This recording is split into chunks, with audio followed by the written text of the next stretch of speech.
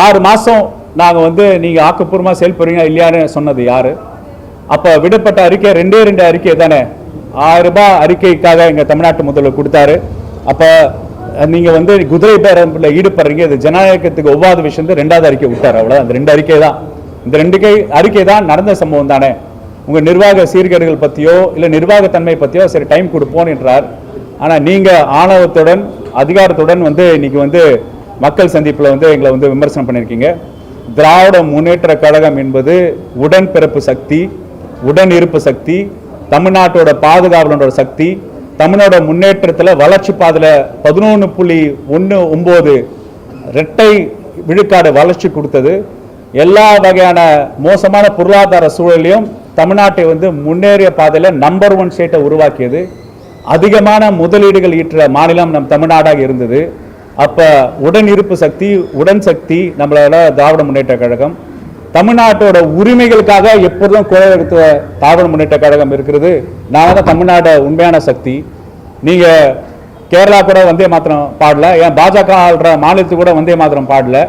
ஆனால் நீங்கள் வந்தே மாத்திரம் போட்டு தமிழ் தாய் வாழ்த்தை 3வது பக்கத்தில் தள்ளிட்டீங்க. தமிழ் தாய் வாழ்த்து பாடலாமா வேணாமா நீங்கள் வந்து பாஜக மோடி பிரதமர் அவர்கிட்ட போய் நீங்கள் போய் கேட்டுட்டு பர்மிஷன் வாங்கிட்டு வரீங்க. அப்போ மக்கள் சார்ந்த உரிமைகளும் மாநில உரிமைகளும் தமிழருக்காக நீங்கள் என்ன சொல்கிறீங்களே, திராவிடம் ஒரு கண்ணு தமிழ் தேசியம் ஒரு கண்ணு சொல்கிறீங்களே.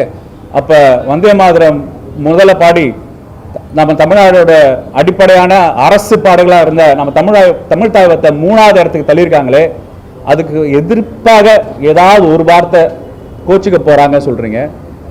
எங்ககிட்ட நான் எங்களோட சுமையை உங்ககிட்ட கொடுத்துட்டோம், காங்கிரஸ் என்ற சுமையை உங்ககிட்ட கொடுத்துட்டோம், வச்சிங்க நல்லா.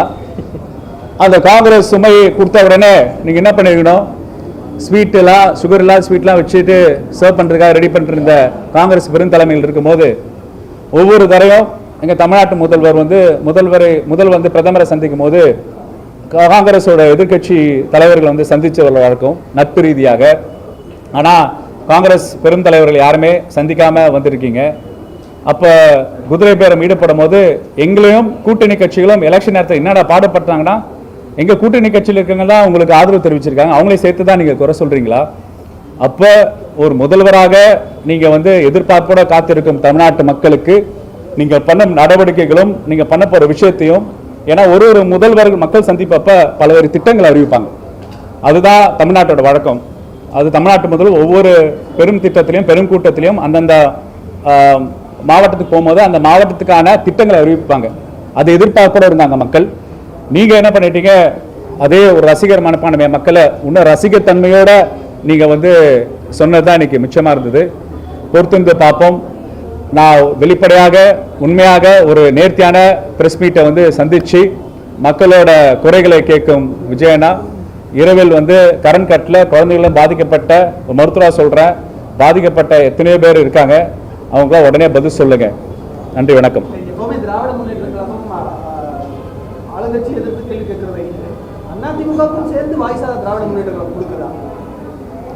ரொம்ப தெளிவாக எங்கள் தமிழ்நாட்டு எங்களோட திமுக தலைவர் ரொம்ப பதில் சொல்லிட்டாரு. என்ன பதில் சொல்லிட்டாருன்னா, அந்தந்த அரசியல் கட்சிகளோட நிலைப்பாடை பற்றி நாங்கள் தலையிடல, அந்தந்த அரசியல் கட்சியோட நிலைப்பாடு எப்படி இருக்குன்னு அவங்க இண்டிபெண்டாக எடுத்துட்டு சொல்லிட்டார். ஸோ அப்போ யாருக்காக நாங்கள் வக்காலத்து வாங்கினதுக்கான விஷயங்கள் கிடையாது. சார், அப்போ என்னன்னா இப்போ வந்து மேகதாதான விவகாரம் பெருசாக போயிட்டு இருக்கு, மும்மொழி கொள்கை பிரச்சனை போயிட்டு இருக்கு, அண்ட் வந்து இந்த தொகுதி மறுபடியும் இன்னைக்கு பாஜக டாபிக் எடுத்திருக்கு. பட் முதலமைச்சராக விஜய் இன்னைக்கு ஃபர்ஸ்ட் டைம் பேசுறாரு, ஆனால் அமித்ஷா, மோடி, ஒன்றிய அரசு இது எந்த வார்த்தையும் சொல்லவே இல்லை. இது எப்படி பார்க்குறீங்க அவர் நிலைப்பாட்டை? இல்லை, அதுதான் சொல்கிறேன். அவர் வந்து தாவேகா தலைவர், அப்புறம் விஜய் ரசிகமன்ற தலைவராக இன்னைக்கு அவர் பேசுகிற பேச்சுக்கும், அவர் தமிழ்நாட்டு முதல்வர் ஆகிட்டாருன்னா அவர் உள்ளார்ந்து உணர்ந்தானா நீங்கள் சொல்கிற இந்த குரூஷியல் இஷ்யூஸை வந்து அட்ரஸ் பண்ணியிருக்கணும். ரொம்ப தெளிவாக வரப்போகிற கர்நாடகா முதல்வர் டிகேஎஸ் என்ன சொல்கிறாருன்னா, திமுக இருந்தனால எங்களுக்கு தடையாக இருந்தது. திருப்பி சொல்கிறேன், திமுக இருந்தனால மேகதாது தடையாக இருந்தது. அப்படின்னா திமுக மேலே காங்கிரஸ் பேரைக்கும் பயந்துருக்காங்க. திராவிட முன்னேற்ற கழகம் தமிழ்நாட்டு உரிமைகளுக்காக எவ்வளோ தடவை சண்டை போடுறேன் நான் சொல்லி அவசியம் இல்லை. எங்கள் பாரத்தை விட்டு போன எங்கள் பாரத்தை குறைச்ச காங்கிரஸ் வந்து என்ன சொல்லியிருக்கு, இன்னைக்கு அவங்க தலைவர் தெளிவாக சொல்லியிருக்காங்க. வரப்போகிற முதல்வர் என்ன சொல்கிறாரு, மேகதாது திமுக இல்லை. அப்போ திமுக இல்லைன்னா ஒரு வீக்கான லீடர் வந்துட்டார் தான் அவர் சொல்கிற நிலைமை இருக்குது. நீங்கள் சொல்கிற மாதிரி ஸ்ட்ராங்காக நம்ம முதல்வர் விஜயனை வந்து ஸ்ட்ராங்காக மேகதாது பற்றி அவர் அட்ரஸ் பண்ணிட்டாருன்னா இது மாதிரி மெசேஜ் போகும். ஆனால் அதை பற்றி வாயை திறக்கிறதுனால தான் இன்னைக்கு கர்நாடகா அவங்க வேலை போயிட்டு இருக்காங்க. முதல்வர் பதவியேற்ற பிறகு முதல் முறையா அவர் வெளியே வந்து பேசியிருக்காரு. வெளியே வந்து பேசியிருக்காரா? வெளியேனா எங்க? அல்ல, நீங்க திருப்பி சொல்லுங்க. வெளியே வந்து எங்க பேச சொல்லுங்க. நீங்க ஊடகவியலாளர் தானே. வெளியே வந்து பேசுறதுக்கும் நீங்க வந்து ஸ்டேஜ் செட் பண்ற பேச இருக்கா? இதுதான் வெளியே வந்து பேசுறது. அதாவது வந்து பேசியிருக்காரு. நீங்க கேட்டு அட்டெண்ட் பண்ணிருக்கீங்களா? அவர் வெளியே பேசுமா அட்டெண்ட் பண்ணிருக்கீங்களா? என்ன வந்து பதில் உங்களுக்கு? ரிப்ளை. அப்ப எப்படி வெளியே வந்து பேசலங்க? செட் பண்ணி பேசியிருக்காரு. பிரச்சாரத்தின் போது பேசும்போதும் சரி, இன்னைக்கு பேசும்போதும் சரி, அந்த ஒரு எந்தூசியாசம் இருந்துச்சு. ஆனா வந்து தலைமைச் செயலகத்துல வந்து ரொம்ப சைலண்ட் மோட்ல இருக்காங்கிற மாதிரி ஒரு கருத்து வெளியே வந்துச்சு. அதை நீங்க எப்படி பாக்குறீங்க? ஒரு தமிழ்நாட்டு முதல்வர் அவரோட மூட் ஸ்விங்ஸ் தான் பார்த்து அட்ரஸ் பண்ற பேட்டி எனக்கு கிடையாதுங்க. அவர் என்ன மூட்ல இருந்தார் நமக்கு தெரியாது. ஆனா நீங்க சொல்ற மாதிரி அவர் வந்து வெவ்வேறு பேட்டர்ன்ல இருக்கிற மாதிரி தான் தோணுது. அதை நீங்க தான் அவர்கிட்ட கேட்டு சொல்லணும். உங்க கூட்டணியில் அங்கம் வகிச்ச ஐஎம்எலா இருக்கட்டும் இல்ல கம்யூனிஸ்ட் கட்சிகளா இருக்கட்டும், அவங்களாச்சும் வந்து நாங்களுடைய செயற்குழு கூட்டத்தை கூட்டி நாங்க வந்து பண்றது அப்படியே இருக்கணும். ஐஎம்எல் அவங்க உடனுக்குடன் வந்து முன்னாள் முதலமைச்சர் அவர்கள் வீட்டில் சந்திச்சாங்க. ஆனா இப்ப என்ன சொல்றாரு ஐஎம்எல் தேசிய தலைவர் என்ன சொல்றாங்கன்னா, ஏற்கனவே இந்த டாக்ஸ் போச்சு, திமுக அதிமுக டாக்ஸ் போச்சு. அதே மாதிரி குளத்தூர்ல முதலமைச்சர் உங்களுக்கு ரொம்ப கிளியரா சொல்லிடுறாங்க. நாங்க எதிர்கட்சி தலைவராக உட்கார போறோம். திமுக எதிர்கட்சி ஃபர்ஸ்ட் ஸ்டேட்மெண்ட் நாங்க தான் விட்டோம். இதே அறிவியல் ஹெட் குவார்ட்டர்ஸ்ல நீங்க டாக்குமெண்ட் பண்ணிருக்கீங்க. we will stay in opposition, lead of opposition declare பண்ணி opposition உட்கார்ந்துட்டோம். நீங்க இந்த பேக்ரவுண்ட்ல போச்சு, இது போச்சு, இந்த இன்ஃபர்மேஷன் போச்சுன்னா ஐஎம்எலோ விடுதலை சிறுத்தைகளோ எங்க கிட்ட இருக்கும்போது இதில் பத்தி பேசாம நீங்க ஆப்போசிட் கேம்ப்ல போயிட்டு பேசுறது தான் வியப்பா இருக்குன்ற. சரி, இப்போ அதே மாதிரி உங்க கூட்டத்தில் அங்கம் வகிக்கக்கூடிய மதிமுக முதன்மைச் செயலாளர் இன்னைக்கு என்ன சொல்றாரு அப்படின்னா, முதலமைச்சர் சந்திச்சு பூங்கொத்து வழங்கியிருக்கிறாரு. அதே மாதிரி துரதிருஷ்டவசமாக நாங்க உதயசூரிய சின்னத்துல போட்டிட்டனால எங்களால் ஆதரவு கொடுக்க முடியல. திருப்பியும் சொல்றேன், இது டிஎம்கே திராவிட முன்னேற்ற கழகம் தமிழ்நாட்டோட கழக தலைவர் என்ன சொல்லிட்டார், முன்னாள் முதல்வர் என்ன சொல்லிட்டாருன்னா, ஒரு அரசியல் கட்சி எடுக்கிற பிரின்சிபல் ஸ்டாண்ட் அது அவங்களோட இண்டிபெண்டன்சி, அது அவங்களோட ஃப்ரீடம். அவங்க ஸ்டாண்ட்ஸ் பத்தி திமுக எப்போதும் கவலைப்பட்டது கிடையாது. சார், அதே மாதிரி என்னன்னா பிரதமர் மோடி எப்பவும் பத்திரிகை சந்திக்க மாட்டாரு. பட் அவர் பேசும்போது எல்லாத்துக்கும் நேர்தாக்காரம்னு சொல்லுவாரு. இப்போ விஜய் இன்னைக்கு பிரச்சனை சந்திரிக்காட்டியும் எல்லாத்துக்கும் முந்தைய ஆட்சியாளர் தான் காரணம் சொல்றாரு. பட் ரெண்டு பேர் பேசுறது ஒரே மாதிரி தான் இருக்கு. அவங்க தான் காரணம், அவங்க பழி போராட்டத்தை தவிர எந்த பொறுப்பு எடுத்துக்க மாட்டேங்கிறாங்க. இது எப்படி பாக்குறீங்க? இல்ல, அதுதான் சொல்றேன்ல, நீங்க வந்து பதவி என்பது வேற, பொறுப்பு என்பது வேற. பதவியை வந்து பொறுப்பாக பார்த்துட்டு அந்த பதவிக்கு உண்டான வேலைகளை பண்றது தான் ஆக்கப்பூர்வமான வேலைகள், ஒரு முதல்வர் அழகு. இப்போ திருப்பி நான் வந்து போராட்ட மோடு, அப்புறம் எதிர்கட்சியில் பண்ணி உட்காந்து இருக்கிற மோடு, அதுக்கப்புறம் நான் ஒரு அரசியல் கட்சி தலைவரான மோட்லேருந்து விஜய் அவர்கள் முதல்வர் மோடுக்கு மாறணும். ஏன்னா பொசிஷன் ஆஃப் ரெஸ்பான்சிபிலிட்டி, அந்த பொசிஷன் ஆஃப் ரெஸ்பான்சிபிலிட்டிலேருந்து நம்ம பேர்னிங்கான இஷ்யூஸை அட்ரஸ் பண்ணுறதுக்கான விஷயம். இப்போ ஒன்றும் இல்லை, நான் டைம்லைன், இந்த டைம்லைனுக்குள்ளே நான் மின்வெட்டுகளை நான் சரி பண்ணிவிடுவேன், இந்த மின்வெட்டுகள் இனிமேல் நடக்காது, இந்த டைம்லைன்லேருந்து நான் என்னோட தேர்தல் அறிக்கையில் நான் சொன்ன அந்த 500 இல்லாமல் 200 யூனிட் வந்து 1 மந்த் பில்லை நான் வந்து ஃப்ரீயாக கொடுப்பேன், இந்த டைம்லைனுக்குள்ளே கொடுப்பேன், இந்த டைம்லைனுக்குள்ளே நான் அறிவிச்ச 2500 ரூபாய் மகளிர் உரிமை தொகையை நான் வந்து கொடுத்துருவேன், இந்த டைம்லைனுக்குள்ளே நான் வந்து மூதாட்டிகளுக்கு 3000 ரூபாய் கொடுப்பேன், இந்த டைம்லைனுக்குள்ளே வேலையில்லா பட்டதாரிகளுக்கு 4000 ரூபாய் கொடுப்பேன் என்று டைம்லைன் சொன்னா கூட ஒரு முதல்வர் ஓகே ரெஸ்பான்சிபிள் ஸ்டேட்மெண்ட் விடுறாரு, இந்த டைம்லைனுக்குள்ள அவர் மேனிஃபெஸ்டோ வந்து அட்ரஸ் பண்றாருன்னு. ஏன்னா மேனிஃபெஸ்டோ தேர்தல் அறிக்கையில இருந்து மக்கள்கிட்ட கொடுத்து மக்கள்கிட்ட பிரச்சாரம் வைத்து நீங்க ஜெயிச்சு வந்துட்டீங்க.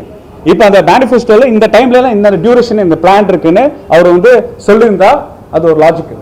திருப்பியும் வந்து ஏதோ திமுக தான் இன்னும் ஆளுங்கட்சியா இருக்கிற மாதிரியும் திமுக வந்து பொறுப்புல இருக்காம மறுபடியும் திமுக வந்து விமர்சனம் பண்றது அவருக்கு உண்டான பொறுப்புகள் வந்து தட்டி கழிக்கும் தான். நான் சொன்னல பூமராங், அந்த ஆரோ ஒரு பக்கம் நீக்குது, திருப்பி அந்த ஆரோவை மாத்தி விடுற முயற்சி தான். சார், இந்த 6 months அவங்களுக்கு டைம் பீரியட் கொடுக்கறதுன்ற நிலைப்பாட்டில் திமுக உறுதியா இருக்கா? இல்ல இன்னும் இப்போ 1 மாசம் முடிஞ்சிருச்சு, இன்னும் 5 மாசம் டைம் கொடுக்குறீங்களா? இல்ல குயிக் ஆக்ஷன் இப்பவே? மீடியா நீங்க என்ன நினைக்கிறீங்க? திமுக வந்து 1 மாசத்துக்கு 6 மாசம் கொடுத்ததுக்கு நம்மளோட விஜய் அண்ணா முதல்வர்னால திமுக தூரக்க போயிடுச்சு சொல்றாரு.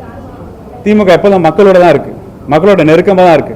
ஸோ மக்களுக்கு பாதிக்கப்பான விஷயத்தை வந்து குரல் எழுப்பது ஒரு தார்மீக எதிர்கட்சியோட கடமை. இப்போ நாங்கள் வந்து கொஸ்டின் பண்ணனா உரிமை தொகை மக்களுக்கு போய் சேர்ந்துருக்குமான கொஸ்டின் பேலாக இருக்கு. நான் கொஸ்டின் பண்ணனால உரிமை தொகை கொடுத்தலாம் ஒரு முடிவு வராங்க. அப்போ வந்து தமிழ்நாடு அரசாங்க இயந்திரம் ஒரு இயந்திரங்க, அது ஒரு கப்பல் மாதிரி. அந்த கப்பல் யார் ஓட்டிட்டு போறா, அந்த கப்பலில் இருக்கிற யார் ஸ்டேர் பண்றா, எந்த பர்பஸ்க்காக ஸ்டேர் பண்றது அப்படின்னு. அப்போ இங்கே 2022 2026க்காக ஒரு பெரிய நிதி பற்றாக்குறை இருக்கிற சூழலையும் நம்ம வந்து வளர்ச்சி விழுக்காடு காட்டி மக்களுக்கு நலத்திட்டங்கள் கொடுத்து சமூக பொருளாதாரத்தில் பல்வேறு கட்டமைப்புகள் கட்டி பிறகு கல்வி மாணவர்களிலிருந்து தொடர்ந்து முதியவர்கள் வரைக்கும் அனைத்துக்கான ஒரு திட்டங்களை திட்டி அந்த கப்பலை வந்து மாநில உரிமைக்காக, மாநில சுயாட்சிக்காக, சமூக நீதிக்காக ஒன்றிய அரசு இடர்பாடுகள் வந்து விலகி டிரைவ் பண்ண ஒரு ஷிப். இப்போ வந்து விஜய் அவர்கள் அந்த ஷிப்பை டிரைவ் பண்றாரு. அந்த ஷிப்பை வந்து எப்படி போகுது, எப்படி மூவ்மெண்ட் ஆகுது அப்படின்னு சொல்றது வருங்காலம் தான் முடிவு பண்ணும். உங்க ட்விட்டர் அக்கௌண்ட்ல ஒரு 17ஆம் தேதி ஒரு ட்வீட் ஒன்று போட்டிருந்தீங்க. அதுல வந்து 60 வயசுக்கு மேல உள்ளவங்களுக்கு இடம் இல்லைங்கிற மாதிரி ஒரு கருத்து வந்திருந்தது. அது பேசப்படலாம், இளைஞர்களுக்கு வாய்ப்பு கொடுக்கணுங்கிறத முன்னிறுத்தி இல்ல. இப்ப தமிழ்நாட்டு முதல்வர் வந்து நம்ம திமுக தலைவர், சாரி அடிக்கடி எனக்கு பழக்கனால அப்படியே சொல்லிட்டு நானு, சாரி, கழக தலைவர் தமிழ்நாட்டோட முன்னாள் முதல்வர் என்ன பண்ணியிருக்காருன்னா கருத்து கேட்புக்காக பல அவென்யூஸ் வந்து ஓப்பன் பண்ணியிருக்காரு. இப்போ நிறைய பேர் இளைஞர்கள் திராவிட முன்னேற்ற கழகத்தோட தேவை புரிந்து நிறைய பேர் வந்து வராங்க. அப்போ வந்து தலைமை வந்து தன்னோட அடிப்படையில் திராவிட முன்னேற்ற கழகம் தன்னோட பொதுக்குழு சேவைகளை கூட்டு பல முடிவுகளை எடுப்பாங்க. அது வருங்கால திராவிட முன்னேற்ற கழகம் எதிர்காலத்துக்கான அடிப்படை அமையும். இதன் மூலம் இளைஞர்களுக்கு முக்கியத்துவம் தரப்படும் எடுத்துக்கலாமா? வருங்காலத்தில் உள்ளாட்சி தேர்தல் வரப்போகுது, நாடாளுமன்ற தேர்தல் வரப்போகுது. இந்த கூடயே பல இப்போ ஜூன் 3ஆம் தேதி முத்தமிழர் கலைஞரோட பிறந்த நாள். அப்போ ஜூன் 3க்கு அறிவிப்புகள் வரும். நீங்க அப்ப திருப்பி ஒன்று அதில் மீட் பண்ணுவோம்.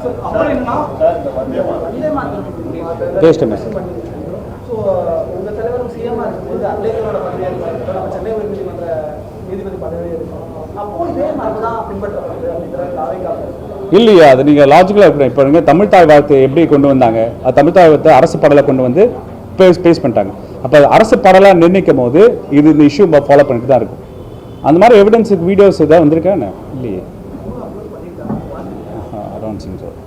செக் பண்ணிட்டு சொல்றேன் சார். அப்புறம் அமைச்சர்கள் வந்து மக்களால் தேர்ந்தெடுக்கப்பட்டாங்க, அவங்க மக்கள் கேள்வி பதில் சொல்லணும். பட் ஊடகங்கள் வந்து அமைச்சர்கள்ட்ட போனா நோ கமெண்ட்ஸ், சிம்பிளி வேஸ்ட் அப்படின்னு அமைச்சர் கீர்த்தன் வந்து ரிப்போர்ட்ஸை பார்த்து ஓடிட்டாங்க. இப்படி எந்த அமைச்சரும் பதில் சொல்லினா மக்களுக்கு எப்படி பதில் கிடைக்கும், அரசு எங்க எப்படி தெரியும்?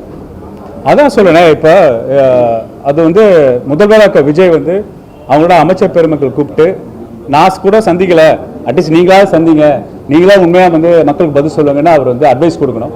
ஏன்னா முதல்வர் அவங்க அமைச்சரவை சகாக்களுக்கு வந்து ஊடகங்களுக்கு கேட்குற கேள்விக்கு நின்று பதில் சொல்லிட்டு போங்க, அட்வைஸ் பண்ணுங்க. தேங்க்யூ.